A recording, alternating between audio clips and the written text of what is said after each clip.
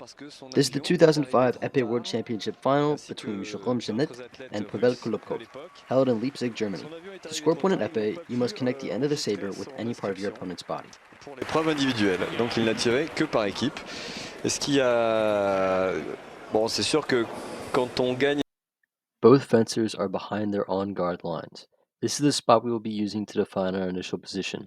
We will define the left direction, the direction behind our French fencer Jeannet, as the negative direction, and the positive direction as being behind our Russian fencer Kulobkov. Un titre et que une légende comme Kolobkov ne participe pas, ça fait ça. There are two different types of quantities, scalar quantities and vector quantities. A scalar quantity only contains magnitude, another name for any positive value, but a vector has a magnitude and a direction. This added component of direction allows the quantity to be positive or negative depending on the context of the situation. As described before, movement to the left behind Jeannet is in the negative direction, and movement towards the right behind Kolobkov is in the positive direction. When talking about 2D kinematics, one of the most basic principles is distance and displacement.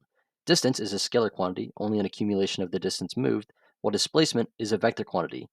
Displacement differs from distance, as displacement not only considers direction, but displacement is calculated by distance final minus distance initial as seen on the right. As we see here, defined by the red line, Kolobkov has advanced 2 meters in the negative direction. Because he has moved 2 meters, his distance is 2 meters, but because that 2 meters is to the left, his displacement is negative 2 meters. Ça gâche un peu la fête, mais bon.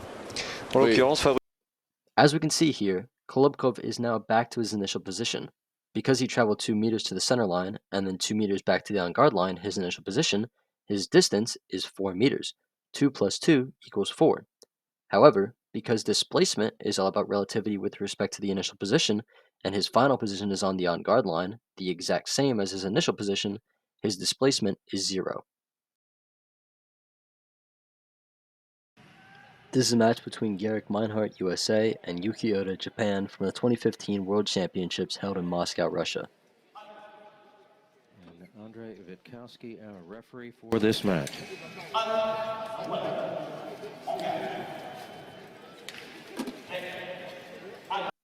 In foil fencing, to score a point, you must connect the end of the saber with the foil on the opposing fencer's body. Meinhardt, however, connects with some other non-foil part of Oda's body, and the match is reset.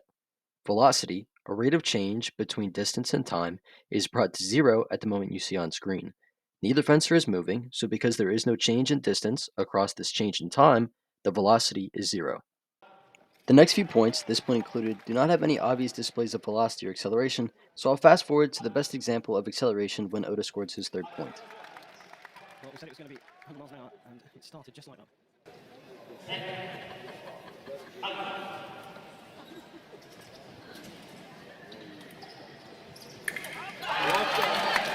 Now I know that happened fast, so let me walk it back. At the beginning of the point, both fencers are at rest and have a velocity of 0.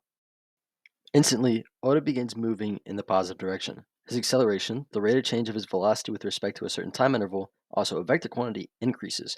However, as Reinhardt makes his advance, Oda's acceleration slows, his velocity reaches 0, and as he increases in speed to the left away from Meinhardt, he begins accelerating in the negative direction away from Meinhardt.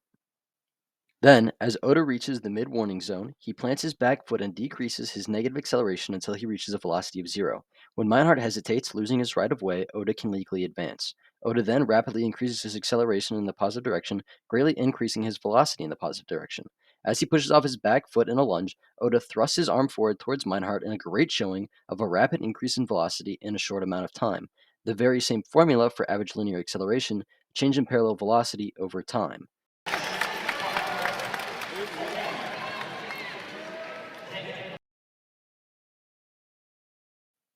According to Newton's third law of motion, every action has an equal and opposite reaction. In this diagram of two foil fencers, one mid-lunge and the other getting stabbed, we can see this third law in action.